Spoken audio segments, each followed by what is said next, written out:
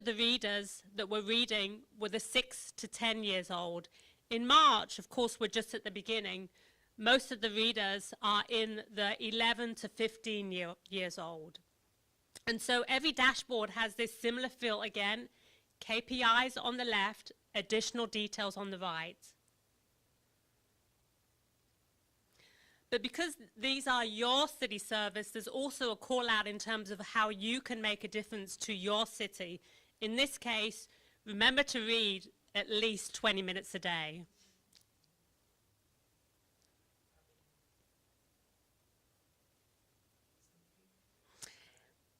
Well, I don't know. Sherry says that we should give you a sneak peek of something that we're working on. So right now we have 4 dashboards. But the goal is to continue to add dashboards based on not only your feedback, but what we're presently working on now. We can give you a sneak peek, but you have to promise not to tell anyone. This group would never do that. And so MyJax, which is where we are today, this is the place that takes all the calls related to service requests. And so our goal is to provide transparency into service requests. So this is not live, it's not on jacksonville.gov today. Again, it's a sneak peek. So please don't ask about the numbers, we're still working on those. But what you can see is what you'll see in the future are the total tickets that are open, the top service requests, broken down by the status and the city council district. And so this is one of a number of additional dashboards that we'll be adding to jacksonville.gov and the Mayor's Transparency Dashboard in the weeks to come. With that, we want to ensure that you have an opportunity to spend some time with the dashboards, and so we have some kiosks to my right behind the Mayor that you will be able to start to surf those dashboards. And we have people who are much more intelligent than me from a business perspective that can help you in terms of interpreting the information. So with that, does anyone want to use our dashboards, and or do you have any questions?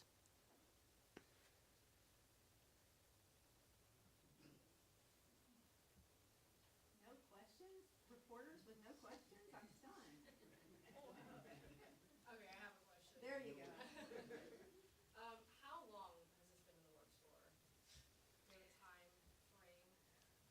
Yes, I will say that when I interviewed with the Mayor, the first thing she said to me is she wanted to provide transparency to the city, and therefore these have been in the works for several months. But I will say that the internal team that has been involved has been heads down probably for the last 12 weeks. And many of those team members are in the room today. What kind of people are you employing on a task like this, making sure we get all the real numbers, real-time numbers and real-time information kind of up and available so quickly? That's a great question. Again, we started this presentation today saying we're only as good as our leaders who challenge us. We're also only as good as our business partners that support us. And those business partners are in the front row today, and we collaborated together to ensure that the data is correct. Did you bring on outside help to develop this, like partnerships, or was it done with city employees? That is a great question. We started off candidly with a partnership, but it did not go so well. And so the COJ team stepped in and stepped up, and what you see today is what was produced by that team, all internal resources. When do you expect it to be online? It is online today. It's actually been online for a couple of days, again, with our goal to be the best city website in the nation. Please continue to go back to jacksonville.gov to see what the latest information that's out there. But it's been online, I think, since Thursday. Wanyonyi, remind everybody again the departments that are on there for what people can search today and then what's coming up. So today we have animal care. We have Michael here. Would you like us to drill down a little bit into the dashboards? Okay. So let's start with animal care. As mentioned earlier, each dashboard is set up very similar. So on this side, you have the KPIs, and on the right, these are drillable. You have the KPIs principally by periods of time. So in this take, you have intakes, surgeries, volunteer hours, shelter occupancy, which right now is at 96%. So we need you to adopt those little pops and save rates. And again, down here, you have the dashboard help. How you're going to navigate through this dashboard.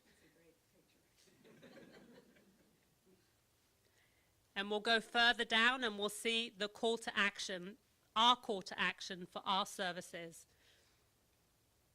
Stop by the shelter anytime. Even if you can't adopt right now, volunteer, take a dog for a run, a walk. We can all do better in terms of supporting our animals.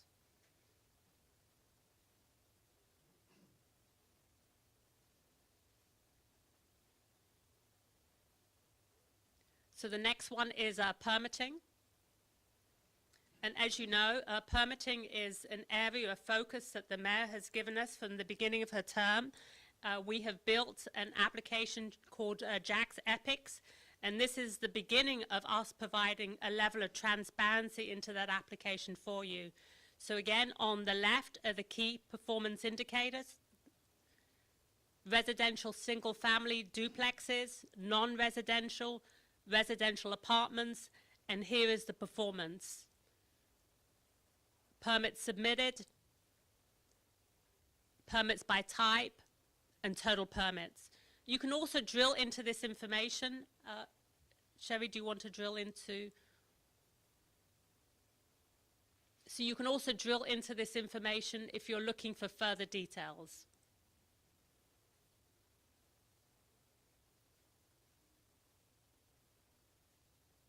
And again, you can see the trend over time as well. And you can go back to, I believe, 2021 in terms of most of this information. And this specific dashboard goes all the way up to 3-4, real time. Will it be updated daily? It depends on the data. If the data is available real time, it will be updated daily. Yes, correct. How is it updated, Wanyonyi? Is it updated manually, or is there a way to grab the information? How does that work? That's a great question. This solution is called Power BI. It's with us partnering with Microsoft. And this information is actually stored in a format that we can grab it on a daily basis and update these dashboards. Candidly, we can update them even quicker than that. For example, for that, as we get closer to that 300,000 minutes of reading, we may want to start grabbing that information on an hourly basis. And then last but not least, I think we have Public Works.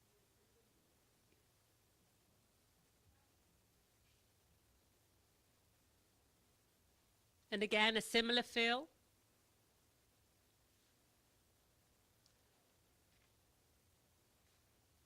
KPIs, details,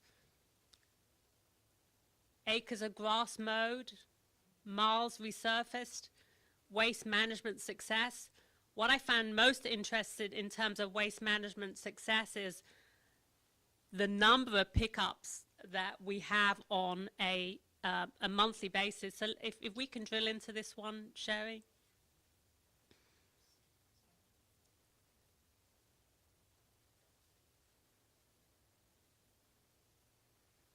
And so what you see is the month at the bottom and the percentage of success at the top, and then details in terms of the number of pickups compared to the number of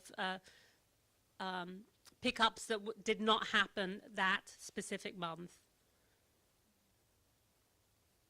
Questions? You said you would be adding other dashboards. Can you give some examples? Well, I told you about the one related to my jacks. We're working on 2 more. Phil, am I able to talk about the other 2? So by popular demand, you have requested that you want more transparency in terms of our CIP, so our capital projects. And so we're working on a 2-phase approach. One is for downtown, 26 projects, I believe, that downtown Jacksonville within DIA. And so that dashboard should be up in the next few weeks. And then our goal is to expand to all CIP projects, of which I believe there's about 504, and then that will be at a council district level. And so continue to watch. I'm sure that Phil and team will ensure that you have a press release, and we're also available to do any type of demos as necessary. One other question that was asked of me is specifically, what if you are interested in data that's not there today? Again, our goal is to be agile, our goal is to be relevant, and our goal is to be transparent. So if there's information you'd like to see today that's not available, just let us know, and we'd be glad to add it to the list. Thank you, Wanyonyi. Thank you. Thank you very much. You know, I'll say very much like the interactive permitting site that this team developed.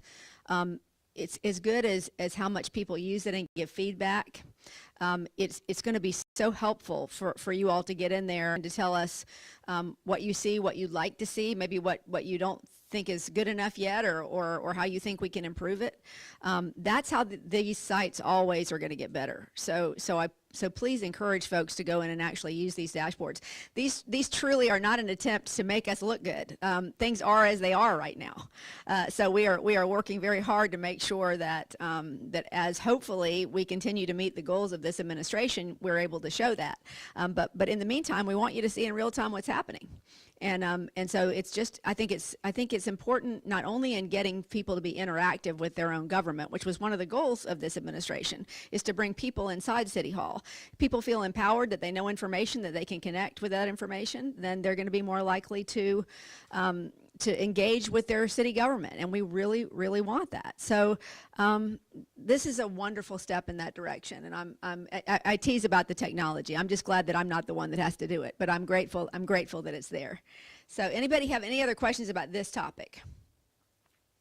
Okay, if not, you see that we have various folks in the room that you're certainly welcome to discuss these dashboards with. Otherwise, if you have any other questions for me, since we're here today, I'll use this as a sort of informal gaggle, since we're not at City Hall, but I'll do that after everybody else has had a chance to clear out. So nothing else? No? Okay. Thank you so much. Thanks for being here.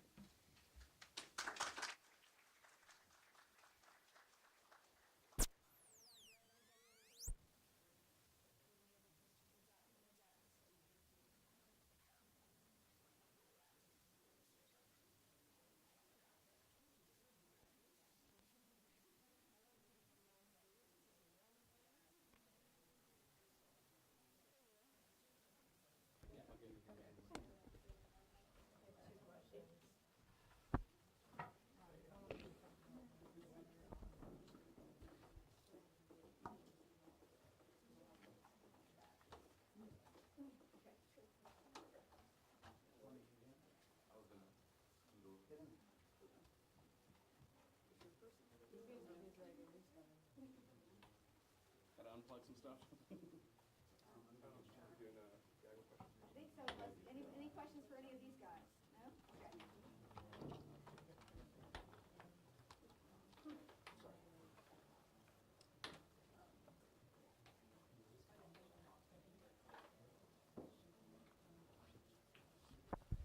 Check, check, check.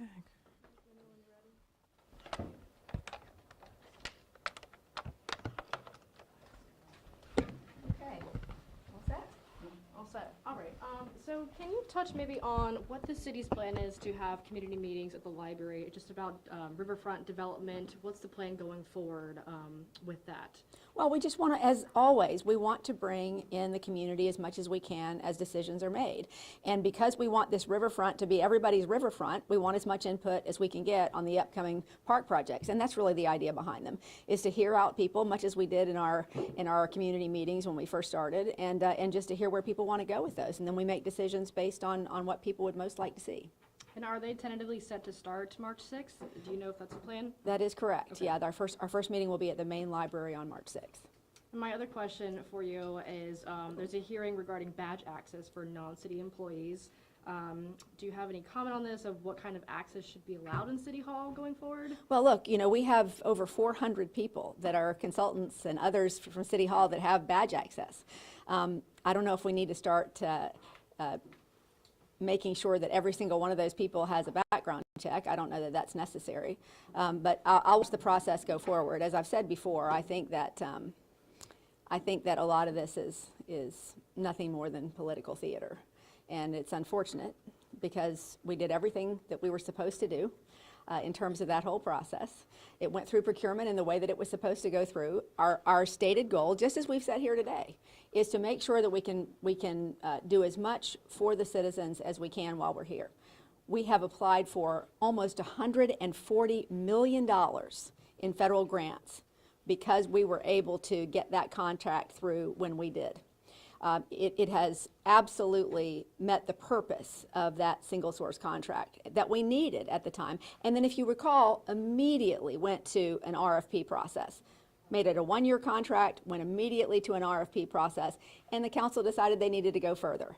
Again, I would say let's get on with the business of actually helping the folks in Jacksonville. If we even get 10% of that grant money, you're talking about millions of dollars for infrastructure projects to meet the needs of people in Jacksonville. So I would just hope that we can move on from all this, and that is my hope for today.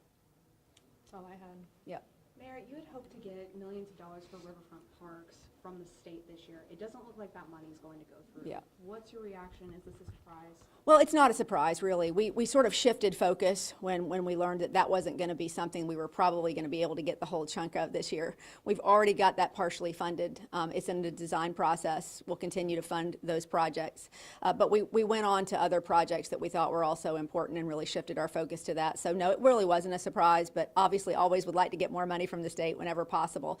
And again, we are after a great deal of money from the federal government as well on infrastructure projects. So taking full advantage of all that money that's out there from the Bipartisan Infrastructure Act and others that the Biden administration has provided for us. City Council is also deciding right now whether or not to create almost an affordable housing homelessness commission, which obviously you would be able to put some people on that. Is that something that you support? Is this something that the administration is looking forward to? Absolutely. Every time we can collaborate with council to be able to move the city forward on an issue as important as homelessness and affordable housing, that's a big deal. And I think that we have a lot of people that are very committed to those two things. So we have a lot of ideas in the pipeline. We have some things we're already implementing, such as programs to keep people on the brink of homelessness out of homelessness. We have some other programs that we're looking at, like the Karma Project, that has been a project that we learned about when we were at the U.S. Mayor's Conference that really connects sort of ambassadors to folks who are on the streets to try to make sure that they access services that are needed and then make sure those services are provided. Those are really important things, as we look for ways to make sure that people feel safe in areas where there are a lot of folks that are homeless. We need to make sure that we actually have the services that are needed for those folks before we can really make that an intentional effort. So that's where we're focused right now, and I'm excited about the work with the council on this issue. Anybody else? Okay, thank you so much. Thank you. Thank you, Matt. Thanks. If you want to use the kiosk to go in with your own. Yeah. Sorry, I didn't remember those. Oh, no, they're pretty detailed. On here.